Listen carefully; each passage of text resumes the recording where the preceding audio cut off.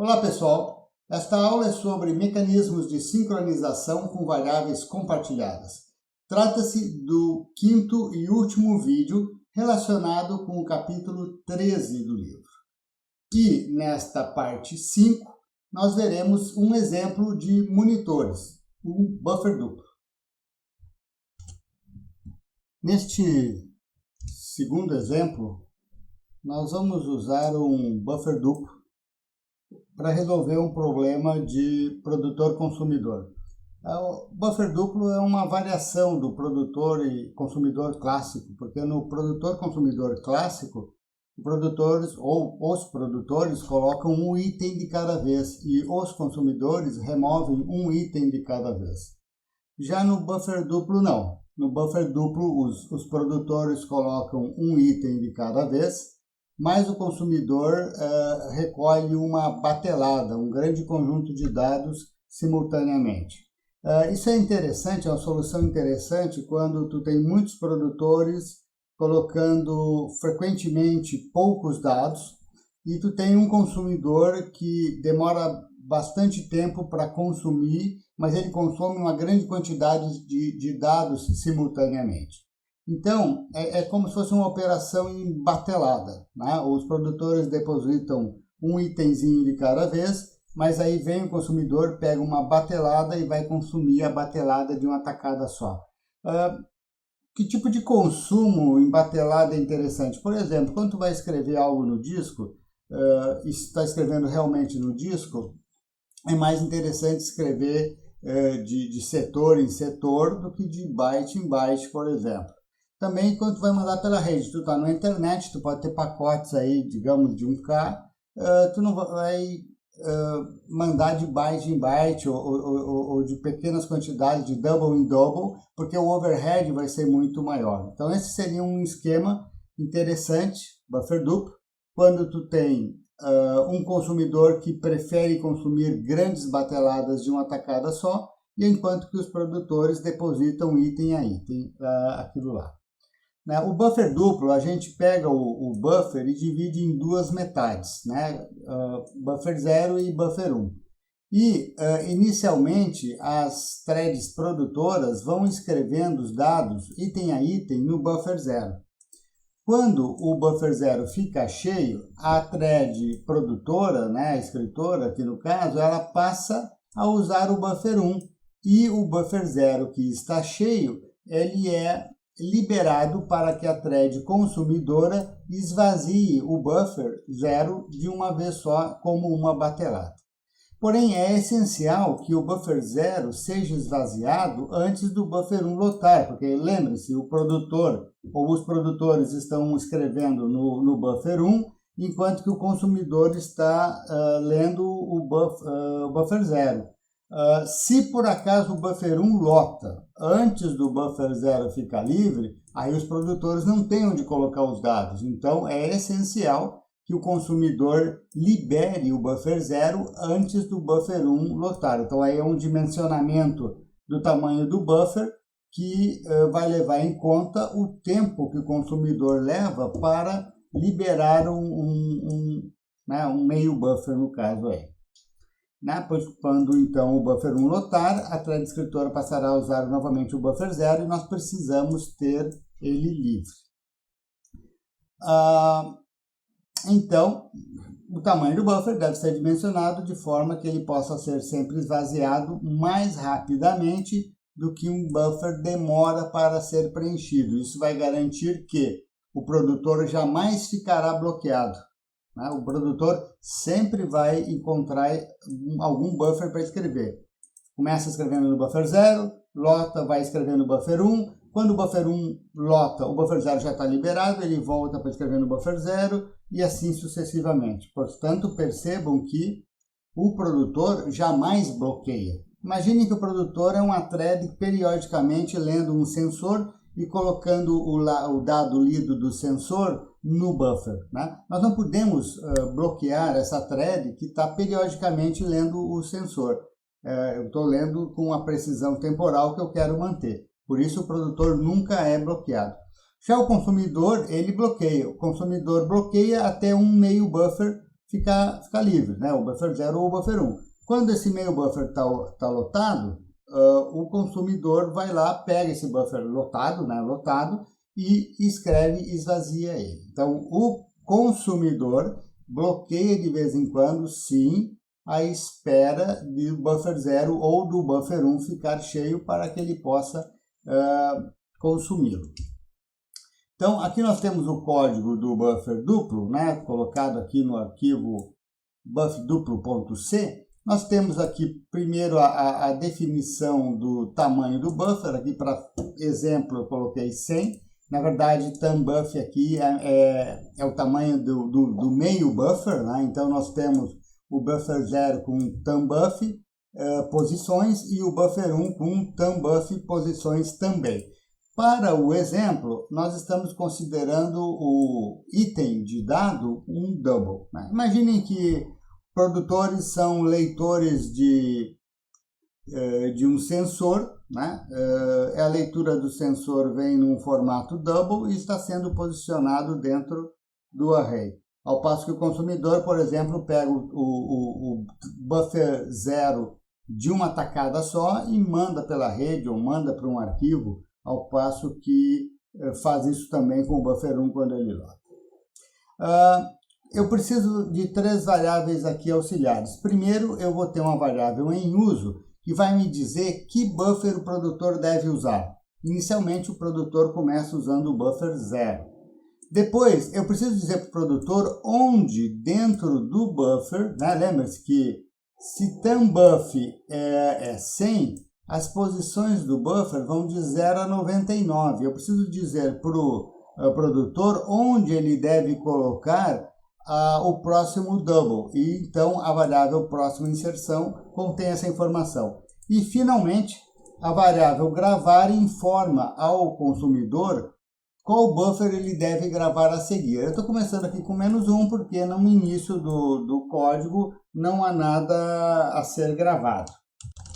Em termos de variáveis compartilhadas, nós vamos necessitar de 2 variáveis para sincronização. Como sempre, no monitor, eu tenho um mutex chamado exclusão mútua, que vai fornecer exclusividade no acesso ao monitor. Ela é do tipo pthread mutex type e tem a inicialização default. E eu também preciso de uma variável condição. Por quê? Porque o consumidor tem que ficar esperando até ter um buffer lotado para gravar, para consumir. E ele vai ficar preso esperando a condição buffer cheio, né? É uma pthread conditional variable type e tem também uma inicialização, né? Default. Como é que fica o código do produtor? Eu tenho aqui uma função pública, né, exportada pelo monitor, que é o buff duplo sublinha insere leitura. Quando o produtor ele lê o sensor e quer guardar então a leitura, ele chama insere leitura, fornecendo como parâmetro a leitura recém-obtida do tipo double.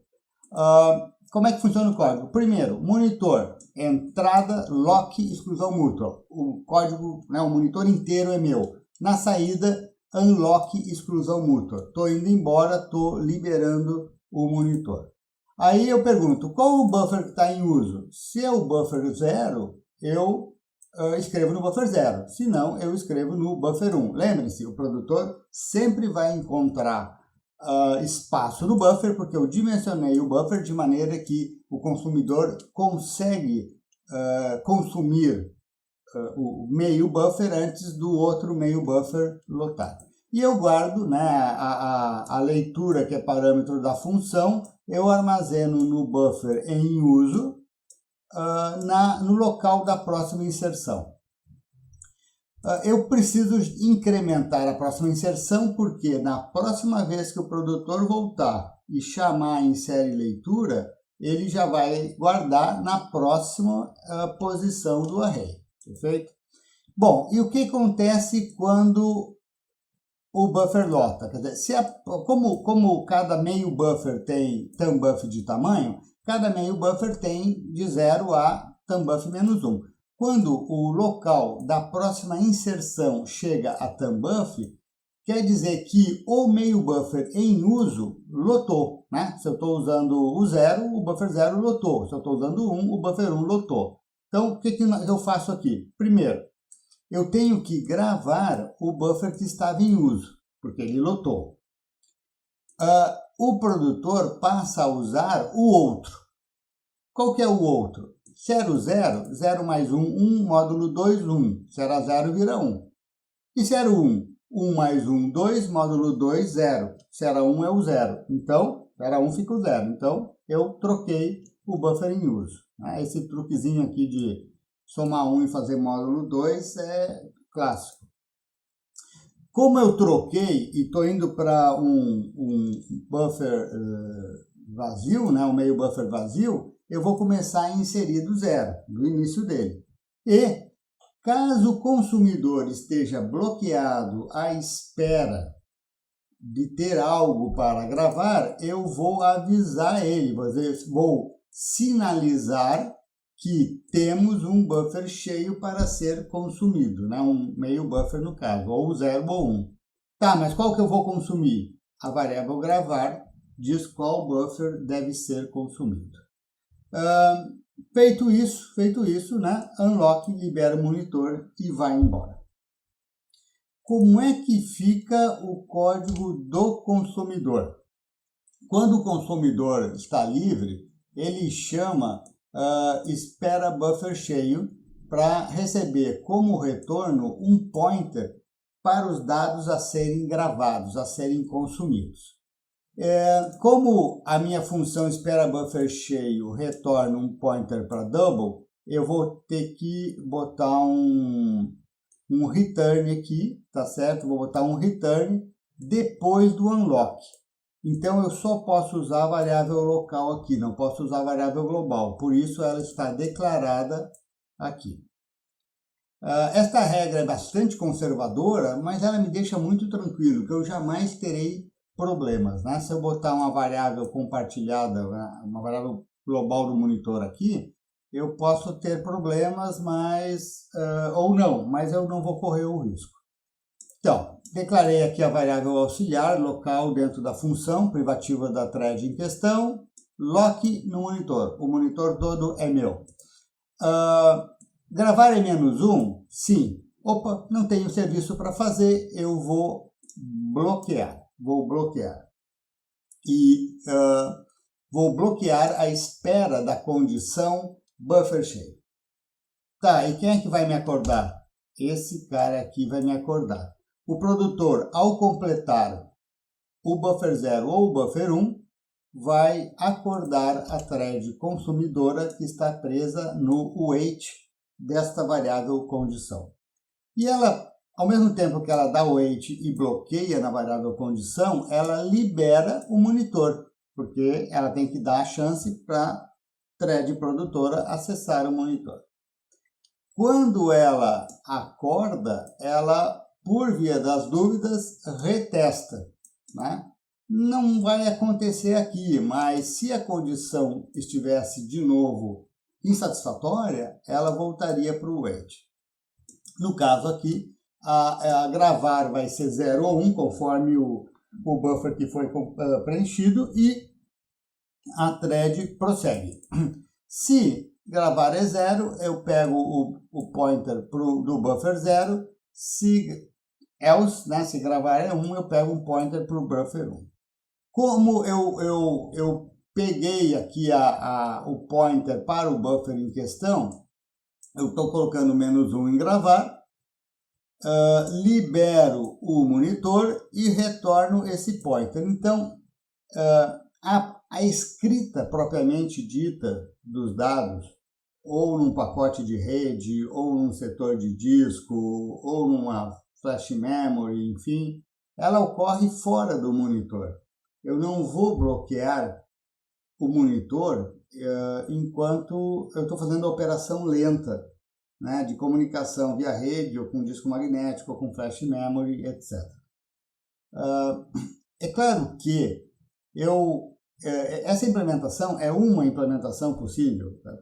Existem provavelmente centenas de formas diferentes de implementar isso, né? Eu poderia, por exemplo, copiar os dados do buffer 0 ou do buffer 1 para algum outro lugar. Eu aqui preferi economizar o tempo de cópia, memória, que sempre demora, é sempre um overhead, e estou retornando esse pointer aqui para lá fora acessar os dados e fazer a escrita. Eu estou contando que o buffer foi dimensionado de tal maneira que o tempo que a thread leva para gravar, consumir estes dados é mais rápido do que o tempo que os produtores levam para encher o outro buffer. Tá? Então, essa solução só funciona se o buffer for dimensionado corretamente. Tá?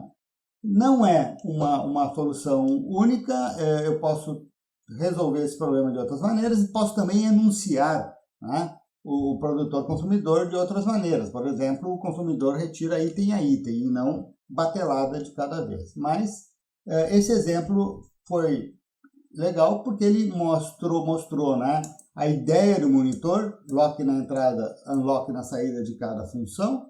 Mesmo no caso de um return não há problema, porque eu estou retornando variável local privativa da thread em questão. E eu tenho aqui uma thread podendo ficar bloqueada à espera de uma certa condição, a qual é sinalizada por outra thread dentro do monitor.